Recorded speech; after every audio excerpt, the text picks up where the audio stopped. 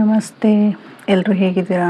ಚೆನ್ನಾಗಿದ್ದೀರಾ ಅಂತ ಹೇಳಿ ಭಾವಿಸ್ತೀನಿ. ಇವತ್ತಿನ ರೀಡಿಂಗ್ ಏನಪ್ಪ ಅಂತ ಹೇಳಿದರೆ, ಈ ಅಮಾವಾಸ್ಯೆ ನಡೀತಾ ಇದೆ ಅಂದರೆ ಪಿತೃದೋಷದ ಅಮಾವಾಸ್ಯೆ ನಡೀತಾ ಇದೆ. ಅಲ್ಲಿಂದ ನಿಮಗೆ ಯಾವ ಸಂದೇಶ ಇದೆ ಅಂದರೆ ದೈವಿಕ ಸಂದೇಶ ಏನಿದೆ, ಡಿವೈನ್ ಎನರ್ಜಿ ಏನಿದೆ ಅನ್ನೋದ್ರ ಬಗ್ಗೆ ಇವತ್ತಿನ ರೀಡಿಂಗ್ ಮಾಡ್ತಾ ಇದ್ದೀನಿ. ಮತ್ತು ಇದು ಜನರಲ್ ರೀಡಿಂಗ್ ಆಗಿರುತ್ತೆ, ಇದು ವೈಯಕ್ತಿಕ ರೀಡಿಂಗ್ ಆಗಿರುವುದಿಲ್ಲ. ಇದು ಯಾರಿಗೆಲ್ಲ ರೆಸನೇಟ್ ಆಗುತ್ತೆ ಅವ್ರು ಮಾತ್ರ ತೆಗೆದುಕೊಳ್ಳಿ, ಇನ್ನೋದು ಸ್ಕಿಪ್ ಮಾಡಿ, ಓಕೆನಾ? ಮತ್ತು ನನಗೆ ಸಪೋರ್ಟ್ ಮಾಡ್ತಾ ಇರುವಂತಹ ಪ್ರತಿಯೊಬ್ಬರಿಗೂ ಥ್ಯಾಂಕ್ ಯು ಸೋ ಮಚ್. ಹೀಗೆ ಸಪೋರ್ಟ್ ಮಾಡ್ತಾ ಇರಿ ಅಂತ ಹೇಳ್ತಾ ಇವತ್ತಿನ ರೀಡಿಂಗ್ನ ನೋಡೋಣ.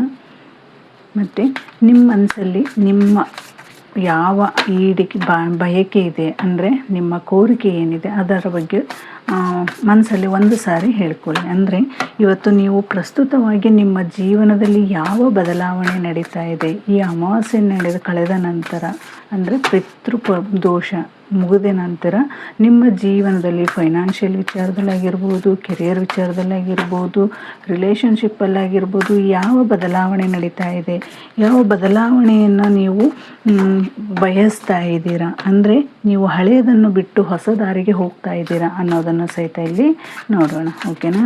Thank you universe.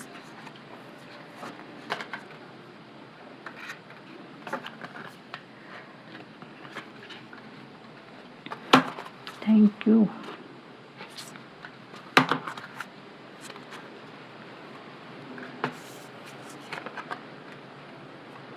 Rainbow blessing. Wow. Grace and gratitude.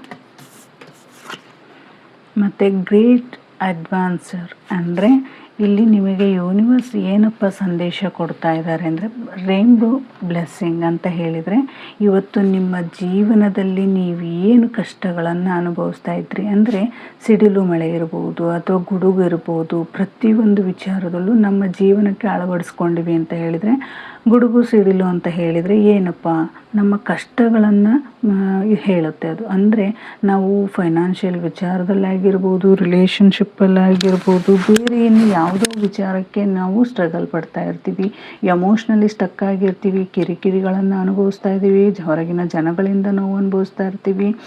ಮತ್ತು ಅಲ್ಲಿ ಆಗುವಂತಹ ಬದಲಾವಣೆಗಳನ್ನು ನಾವು ನಮ್ಮಲ್ಲಿ ಆಗ್ತಾ ಇರುವಂಥ ಬದಲಾವಣೆಗಳನ್ನು ನಾವು ನೋಡೋದಿಲ್ಲ ಅಲ್ವಾ?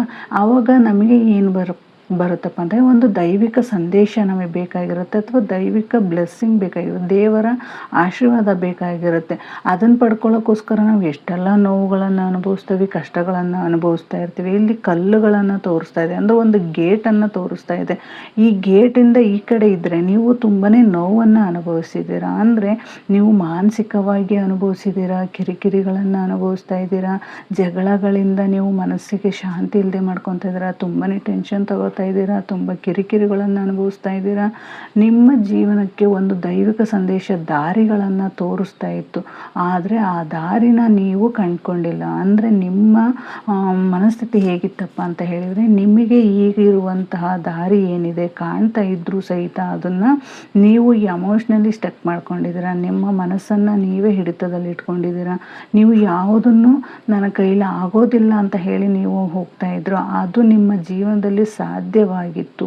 ಅಂದರೆ ಇಲ್ಲಿ 7 ಕಲರ್ಸ್ ಇರುತ್ತೆ. ರೇನ್ಬೋ ಅಂತ ಹೇಳಿದರೆ ನಮಗೆ ಒಂದು ದೈವಿಕ ಶಕ್ತಿ, ಸಪ್ತ ಋಷಿಗಳಾಗಿರ್ಬೋದು, ಸಪ್ತ ಲೋಕಗಳಿಂದ ನಮಗೆ ಸಿಗುವಂಥ ಎನರ್ಜಿ ಆಗಿರ್ಬೋದು, ಹೀಗೆ ನೂರಾರು ಸಮಸ್ಯೆಗಳನ್ನು ನಾವು ಅನುಭವಿಸ್ತಾ ಇರುತ್ತೀವಿ.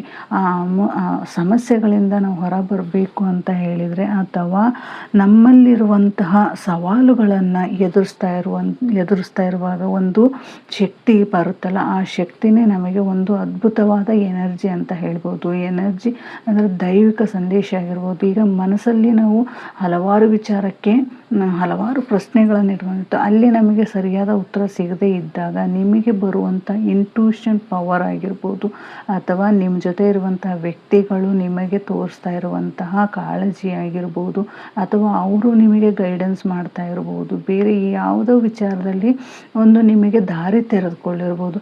ಆ ದಾರಿ ದಾರಿಯಿಂದ ನೀವು ಮುಂದೆ ಹೋಗ್ತಾ ಇದ್ದೀರಾ ಅಂದರೆ ಅಲ್ಲಿ ಎಮೋಷ್ನಲ್ ಸ್ಟಕ್ ಆಗಿರ್ಬೋದು, ಅಥವಾ ನಿಮ್ಮಲ್ಲಿ ಫೈನಾನ್ಷಿಯಲ್ ಮತ್ತು ಕೆರಿಯರ್ ಮತ್ತು ರಿಲೇಷನ್ಶಿಪ್ ಎಲ್ಲ ಥರದಲ್ಲ ಅಡೆತಡೆಗಳು ಬರ್ಬೋದು.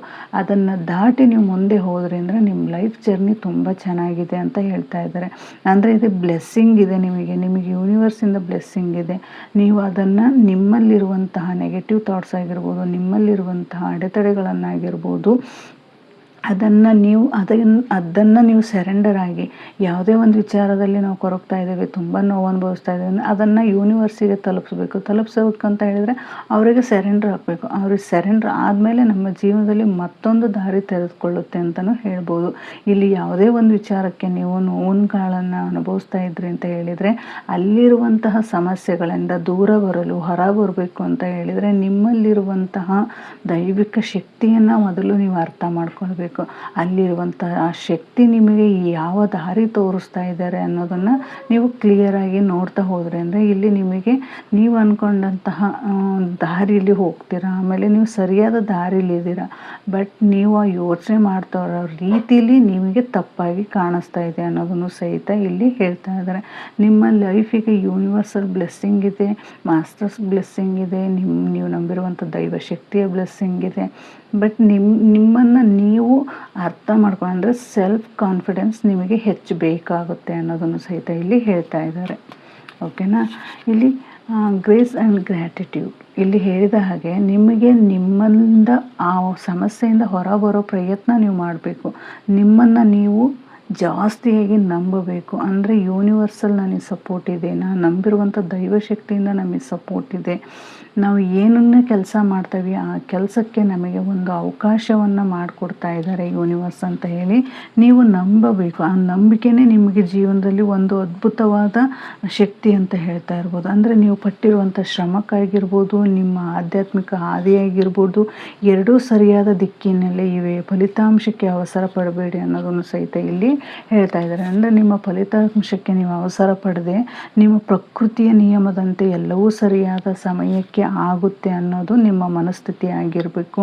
ಮತ್ತು ಅಂತರಾತ್ಮದ ಧ್ವನಿನ ಕೇಳಬೇಕು, ನಿಮ್ಮ ಇನ್ನರ್ ವಾಯ್ಸನ್ನು ಕೇಳಬೇಕು. ಏನು ಹೇಳ್ತಾ ಇದೆಯಪ್ಪ ಅಂದರೆ ಹೊರಗಿನ ಗೊಂದಲಗಳಿಗಿಂತ ನಿಮ್ಮ ಮನಸ್ಸಿನ ಆಳದ ಧ್ವನಿಗೆ ನೀವು ಹೆಚ್ಚು ಕಿವಿ ಕೊಡಿ ಅಂತ ಹೇಳ್ತಾರೆ. ಅಂದರೆ ನಿಮ್ಮ ಮನಸ್ಸಿನ ಮಾತನ್ನು ಕೇಳಿ ಅನ್ನೋದನ್ನು ಸಹಿತ ಇದನ್ನು ಹೇಳ್ತಾ ಇದ್ದಾರೆ. ಅಂದರೆ ಇದು ನಿಮಗೆ ಇನ್ನೂ ಪವರ್ಫುಲ್ಲಾಗಿ ಬ್ಲೆಸ್ಸಿಂಗ್ ಬೇಕಪ್ಪ ಅಂತ ಹೇಳಿದರೆ ಮೆಡಿಟೇಷನ್ ಮಾಡೋದ್ರಿಂದ ನಿಮ್ಮಲ್ಲಿರುವಂತಹ ಇಂಟ್ಯೂಷನ್ ಪವರ್ ಹೆಚ್ಚಾಗುತ್ತೆ, ನಿಮ್ಮಲ್ಲಿರುವಂತಹ ಶಕ್ತಿ ಎನರ್ಜಿ ಹೆಚ್ಚಾಗುತ್ತೆ. ಇದರಿಂದ ನೀವು ಹೊರ ಬರ್ತೀರ. ಅಂದರೆ ನೀವು ಯಾವುದ್ರ ಬಗ್ಗೆ ಮಾನಸಿಕವಾಗಿ ಕಿರಿಕಿರಿ ಅನುಭವಿಸ್ತಾ ಇದ್ದೀರಾ ಅದರಿಂದ ಹೊರ ಬರ್ತೀರ ಅನ್ನೋದನ್ನು ಸಹಿತ ಇಲ್ಲಿ ಹೇಳ್ತಾ ಇದ್ದಾರೆ. ಓಕೆನಾ. ಇಲ್ಲಿ ಗ್ರೇಸ್ ಆ್ಯಂಡ್ ಗ್ರ್ಯಾಟಿಟ್ಯೂಡ್ ಅಂತ ಹೇಳಿದರೆ ಏನಪ್ಪ ಅಂತ ಹೇಳಿದರೆ ಇಲ್ಲಿ ನೀವು ಯಾವ ವಿಚಾರಕ್ಕೆ ನೀವು ಕೃತಜ್ಞರಾಗಿರ್ತೀರ ಅಂದರೆ ನೀವು ಕೆಲಸ ಮಾಡ್ತಾ ಇದ್ದೀರಾ ಆ ಕೆಲಸಕ್ಕೆ ಕೃತಜ್ಞತೆ ಹೇಳಬೇಕು. ಅಂದರೆ ನಿಮ್ಮನ್ನು ಭೂಮಿಗೆ ತಂದಂತಹ ನಿಮ್ಮ ತಂದೆ ತಾಯಿಗೆ ಕೃತಜ್ಞತೆ ಹೇಳಬೇಕು.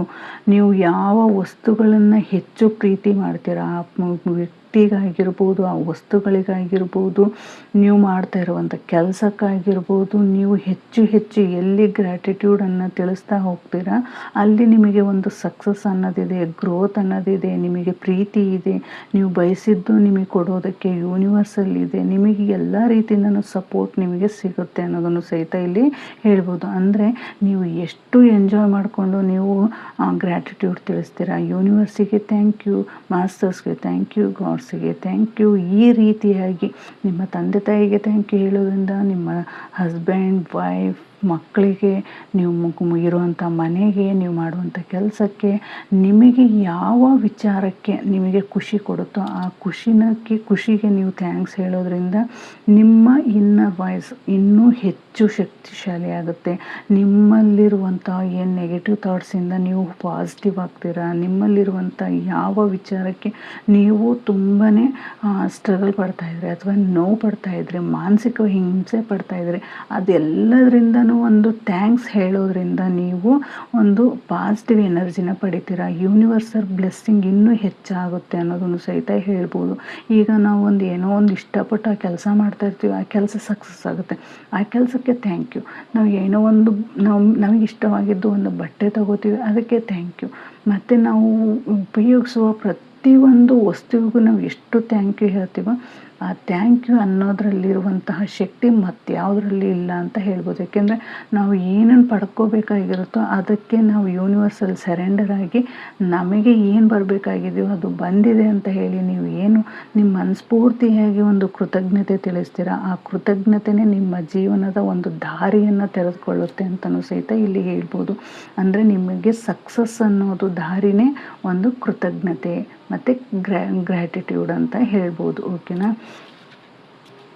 ಇಲ್ಲಿ ಗ್ರೇಟ್ ಅಡ್ವೆಂಚರ್ ಅಂತ ಹೇಳಿದರೆ ನೀವು ಏನೇ ಒಂದು ರಿಸ್ಕ್ ತೊಗೋಬೋದು, ನೀವು ಏನೇ ಒಂದು ವಿಚಾರ ಮಾಡ್ತಾ ಇರ್ಬೋದು, ಯಾವುದೇ ಒಂದು ಸಾಹಸ ಮಾಡಿ ಒಂದು ಪ್ರಯಾಣ ಮಾಡ್ತಿರ್ಬೋದು, ಅಥವಾ ಬೇರೆ ಯಾವುದೋ ಒಂದು ವಿಚಾರಕ್ಕೆ ತುಂಬಾ ಧೈರ್ಯವಾಗಿ ಮುನ್ನುಗ್ಗೋದಕ್ಕೆ ಪ್ರಯತ್ನ ಮಾಡ್ತಿರ್ಬೋದು, ರಿಸ್ಕ್ ತೊಗೊಳ್ಳೋದಕ್ಕೆ ಪ್ರಯತ್ನ ಮಾಡ್ತಿರ್ಬೋದು, ಯಾವುದೋ ಒಂದು ವಿಚಾರಕ್ಕೆ ನೀವು ಫಾರ್ವರ್ಡ್ ಆಗಬೇಕು ಅಂತ ಹೇಳಿ ಯೋಚನೆ ಮಾಡ್ತಾ ಇರ್ಬೋದು. ಅಂದರೆ ಜೀವನ ಎಂಬುದು ಒಂದು ಸುಂದರ ಪ್ರಯಾಣ ಅಷ್ಟೇ. ಹೊಸ ಹಾದಿಯಲ್ಲಿ ನಡೆಯಲು ಅಥವಾ ಹೊಸ ನಿರ್ಧಾರ ತೆಗೆದುಕೊಳ್ಳಲು ಭಯಪಡಬೇಡಿ.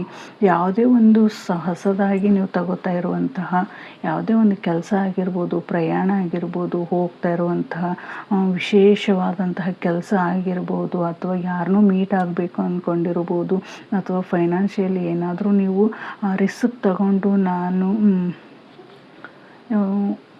ಫೈನಾನ್ಷಿಯಲ್ ವಿಚಾರ ಅಂತ ಹೇಳಿದರೆ, ಈಗ ಯಾವುದೋ ಒಂದು ವಿಚಾರಕ್ಕೆ ನಾವು ಬಿಸ್ನೆಸ್ಸಿಗೆ ಹಣವನ್ನು ಇನ್ವೆಸ್ಟ್ ಮಾಡ್ತಿರ್ಬೋದು, ಅಥವಾ ಯಾವುದೋ ವ್ಯಕ್ತಿ ನಿಮಗೆ ಹಣದ ವಿಚಾರವಾಗಿ ಅಮೌಂಟಿನ ವಿಚಾರವಾಗಿ ನಿಮ್ಮ ಹತ್ರ ದುಡ್ಡು ಅಮೌಂಟ್ ಕೇಳಿರ್ತಾರೆ, ಅದು ಅವ್ರು ಕೊಡ್ತಾರೋ ಇಲ್ಲೋ ಅನ್ನೋ ಗ್ಯಾರಂಟಿ ಇಲ್ದಂಗೆ ನೀವು ಕೊಡಬೇಕು ಅಂತ ಹೇಳಿ ಪ್ರಯತ್ನ ಮಾಡ್ತಿರ್ಬೋದು. ಒಂದು ರಿಸ್ಕ್ ಯಾವುದೇ ಒಂದು ವಿಚಾರ ಆಗಿರ್ಬೋದು, ನೀವು ಮಾಡ್ತಾ ಇರುವಂಥ ಕೆಲಸದಲ್ಲಿ ಒಂದು ರಿಸ್ಕ್ ತಗೊಂಡು ಅದನ್ನು ನಾನು ಗೆದ್ದೇ ಗೆಲ್ತೀನಿ ಅನ್ನುವಂತಹ ಮನಸ್ಥಿತಿ ಇಟ್ಕೊಂಡು ನೀವು ಹೋಗ್ತಾ ಇರ್ಬೋದು.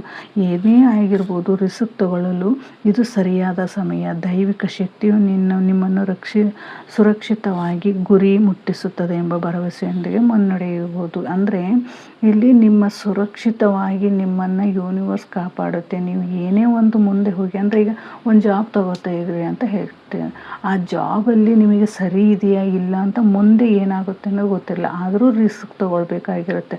ಆ ರಿಸ್ಕ್ ತೊಗೊಂಡಾಗೆ ಮುಂದೆ ಏನಾಗುತ್ತೆ ಅನ್ನೋದು ಗೊತ್ತಾಗುತ್ತೆ ಅಲ್ವಾ. ಆ ರೀತಿಯಾದಂತಹ ಸಿಚುವೇಶನ್ ಸಹಿತ ನೀವು ಅನುಭವಿಸ್ತಾ ಇರ್ಬೋದು, ಅಥವಾ ರಿಲೇಷನ್ಶಿಪ್ಪಲ್ಲಾಗಿರ್ಬೋದು.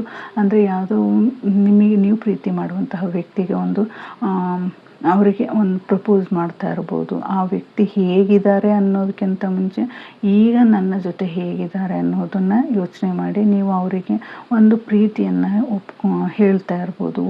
ಅಕಸ್ಮಾತಾಗಿ ಬೇರೆ ಯಾವುದೋ ಒಂದು ವಿಚಾರ, ಹೀಗೆ ಹಲವಾರು ಉದಾಹರಣೆಗಳನ್ನು ತಗೋಬೋದು. ಯಾವುದೇ ಒಂದು ವಿಚಾರದಾಗಿರ್ಬೋದು, ನೀವು ತಗೊಳ್ಳುವಂತಹ ಧೈರ್ಯ ಏನಿದೆ, ನೀವು ನಿರ್ಧಾರಗಳನ್ನು ಏನು ಮಾಡ್ತಾಯಿದೆ, ಆ ನಿರ್ಧಾರ ನಿಮ್ಮ ಜೀವನದ ಮುಂದಿನ ದಾರಿಯಲ್ಲಿ ಇಲ್ಲಿ ಸಕ್ಸಸ್ ಅನ್ನೋದಿದೆ, ಗ್ರೋತ್ ಇದೆ, ನಿಮಗೆ ಒಂದು ಒಳ್ಳೆ ಫ್ಯೂಚರ್ ಇದೆ ಅನ್ನೋದನ್ನು ಸಹಿತ ಇಲ್ಲಿ ಹೇಳ್ತಾ ಇದ್ದಾರೆ.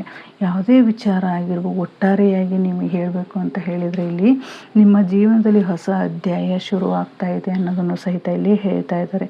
ಕೃತಜ್ಞತೆಯಿಂದ ಹಳೆಯದನ್ನು ಗೌರವಿಸಿ ಮುಂಬರುವ ಹೊಸ ಅವಕಾಶಗಳನ್ನು ನೀವು ಆಶೀರ್ವಾದಗಳನ್ನು ಧೈರ್ಯವಾಗಿ ಬರಮಾಡಿಕೊಳ್ಳಿ ಅನ್ನೋದನ್ನು ಸಹಿತ ಇಲ್ಲಿ ಹೇಳ್ತಾ ಇದ್ದಾರೆ. ಯೂನಿವರ್ಸ್ ಏನು ಹೇಳ್ತಾ ಇದ್ದಾರಪ್ಪ ಅಂತ ಹೇಳಿದರೆ, ಆ ದೈವಿಕ ಸಂದೇಶ ಏನಿದೆ ಅಂತ ಹೇಳಿದರೆ, ನೀವು ಒಂಟಿಯಾಗಿಲ್ಲ, ನಾವು ನಿಮ್ಮ ಜೊತೆ ಇದ್ದೀವಿ. ನೀವು ಧೈರ್ಯವಾಗಿ ಯಾವುದೇ ಒಂದು ಕೆಲಸ ಆಗಿರ್ಬೋದು, ಏನೇ ಒಂದು ಮಾಡ್ತಾ ಇರ್ಬೋದು, ಹೊಸದಾಗಿ ನೀವು ಏನೇ ಒಂದು ಸ್ಟಾರ್ಟ್ ಮಾಡ್ತಾ ಇರ್ಬೋದು, ಅದರದ್ದೆಲ್ಲದು ಬ್ಲೆಸ್ಸಿಂಗ್ ನಾವು ನಿಮ್ಮ ಜೊತೆ ಇದ್ದೀವಿ ಅನ್ನೋದನ್ನು ಸಹಿತ ಇಲ್ಲಿ ಯೂನಿವರ್ಸ್ ಹೇಳ್ತಾ ಇದ್ದಾರೆ. ಒಂದು ದೈವಿಕ ಸಂಕಲ್ಪ ನಿಮ್ಮ ಜೊತೆ ಇದೆ, ಒಂದು ದೈವಿಕ ಆಶೀರ್ವಾದ ನಿಮ್ಮ ಜೊತೆ ಇದೆ ಅನ್ನೋದನ್ನು ಸಹಿತ ಇಲ್ಲಿ ಯೂನಿವರ್ಸ್ ಹೇಳ್ತಾ ಇದ್ದಾರೆ. ಇದು ಇವತ್ತಿನ ರೀಡಿಂಗ್ ಆಗಿತ್ತು. ಈ ರೀಡಿಂಗ್ ನಿಮಗೆ ಇಷ್ಟ ಆಗಿದೆ ಅನ್ಕೋ. Thank you so much.